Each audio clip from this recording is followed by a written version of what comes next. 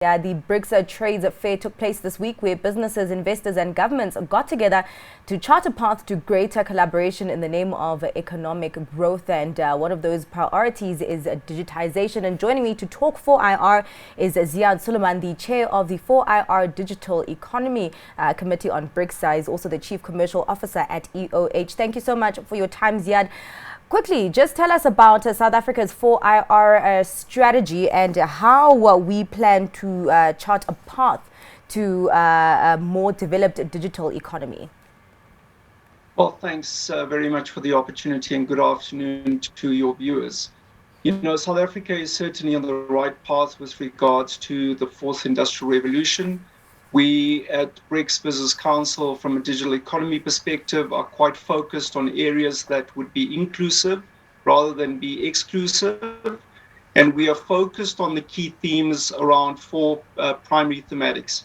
The first is around skills development, because we believe that a larger pool of more relevant skills within our country would actually increase our opportunities, not only within our own economy, but also productive within the local economy. The second area that I was speaking about is around connectivity, because fourth industrial revolution actually hinges on connectivity and making sure that we're able to get many people involved in the participation around digital transformation. But the inclusive economic growth in this particular area really depends on us being able to allow South Africans to participate with affordable and efficient networks.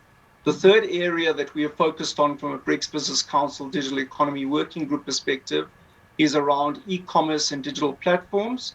And whilst connectivity is a prerequisite for these types of activities, we do believe that providing the right landscape will allow people to trade, allow people to start becoming more involved in fourth industrial revolutionary exponential technologies like IoT, blockchain, robotics, and so forth. And then the last area is really around SMMEs, which we believe is critical to sustainable growth, not only because I think it would reduce unemployment, but also from the perspective of generating new innovative ideas and opportunities, which will act as a catalyst to drive our next growth wave.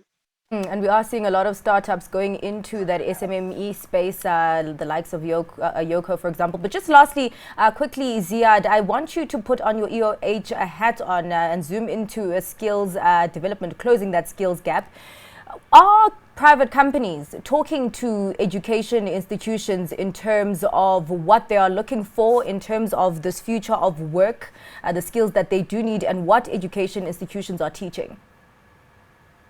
Absolutely, and I think that's a pivotal question, right?